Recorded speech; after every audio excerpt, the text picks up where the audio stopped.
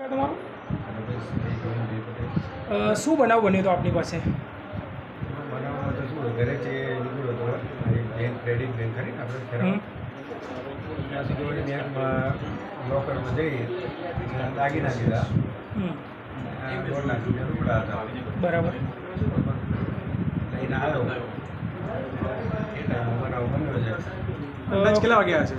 લગભગ 2 વાગ્યા સવા 2 કોણ કોણ આવ્યું હતું? 2 છોકરા હતા. બરોબર. એના મોઢે રૂમાલ બાંધ્યો હતો અને બોલતા હતા છોડ દે મારું આ બેગ છે ને મારા પટ્ટા કાપી નાખ્યા.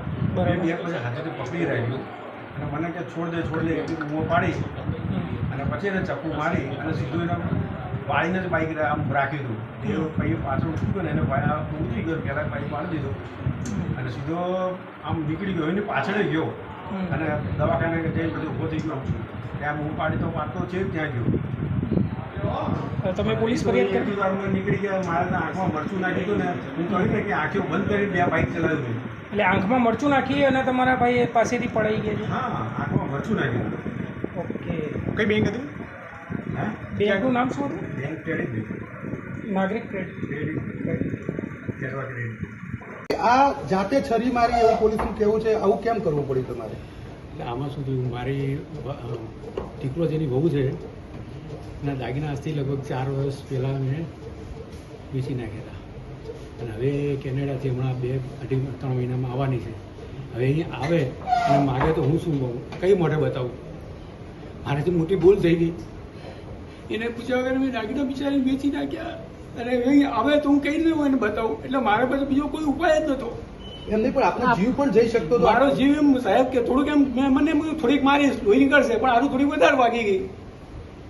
તો આવો વિચાર કેવી રીતે આવ્યો હતો? વિચાર એટલે કે આ બહુના દાગીના જેવી વસ્તુ નાની વાત નથી. હમણાં મને એમ થાય છે કે એ દાગીના જે વસ્તુ છે ને એનાથી હું એને ડબલ લઈ આપું, પણ હવે દાગીના બિચારી બહુના મેં વેચ્યા એટલે મને એને સામે મને જવું હોય તો મને શરમ આવે. હવે કેટલા દિવસથી પ્લાનિંગ કરી દઉં?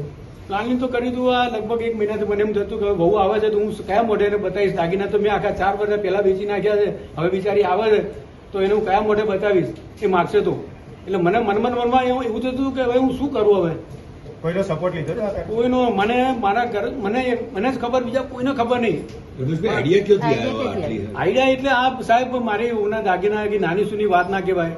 બરોબર. હમણાં બીજું હોય તો હું કંઈ ના કરું. મારા પૈસા કદાચ થોડા ઘણા ક્યાંક પડી ગયા હોય, ખાઈ ગયા હોય તો મને કાંઈ ના થાય, પણ બહુના દાગીના હતા. હવે આવે દાગીના આપણો જીવ જતો રહ્યો તો આટલું જોખમ લેવા? મને સાહેબ મારો જીવ જતો રહ્યો તો મને વાંધો નહીં. મારી બહુના દાગીના છે ને એ મેન મહત્વનું છે. આપની વહુ જે પુત્રવધુ જે ટોર્ચર કરતા હતા આપની ઉપર? ના, બિલકુલ નહીં, જરા કે નહીં. મારી વહુ ને મારો દીકરો એકદમ ભગવાન જેવા છે. મને મનથી એવું લાગ્યું સાહેબ કે મેં મારા વહુના દાગીના વેચી નાખ્યા. હવે આવશે દેવું થઈ ગયું તેવું? મારા દેવું કોઈ નહીં બેન. મને હું એકદમ ખાનદાન કુટુંબમાં છું. મને સુખી પરિવાર છે અને કોઈ ટેન્શન નથી બેન. એકદમ મસ્ત છું. પણ મારે આટલું જ મારું કે સારું દાગીના મારા વેચાઈ ગયા. મને હું કેવી રીતે હવે એની સામે આંખ મેળવી શકીશ? બસ બીજું કાંઈ નહીં મારે.